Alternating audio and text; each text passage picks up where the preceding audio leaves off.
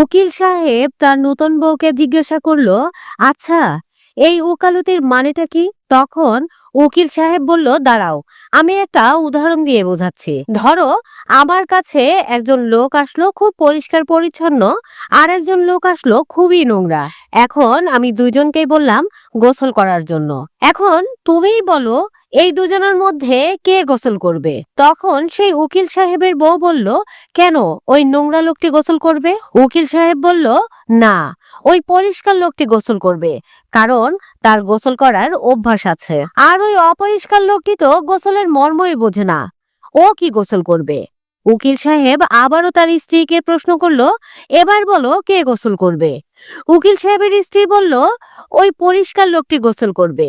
উকিল সাহেব বলল, না, ওই নোংরা লোকটি গোসল করবে, কারণ তার গোসল করার প্রয়োজন আছে, আর পরিষ্কার লোকটির গোসল করার কোনো প্রয়োজন নেই। এরপর উকিল সাহেব আবার প্রশ্ন করলো, এবার বলো, কে গোসল করবে? তখন উকিল সাহেবের স্ত্রী বলল, ওই নোংরা লোকটি গোসল করবে।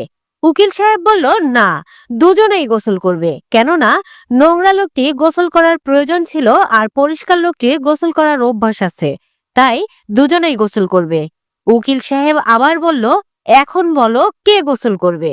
তখন উকিল সাহেবের স্ত্রী বলল, দুজনেই গোসল করবে। তখন উকিল সাহেব বলল, না, দুজনের একজনও গোসল করবে না, কারণ নোংরা লোকটির গোসল করার অভ্যাস নাই, আর পরিষ্কার লোকটি গোসল করার দরকার নাই। এবার বলো, কে গোসল করবে? তখন তার স্ত্রী বলল, আমি মাফ চাই, এখন তুমিই বলো, কে গোসল করবে?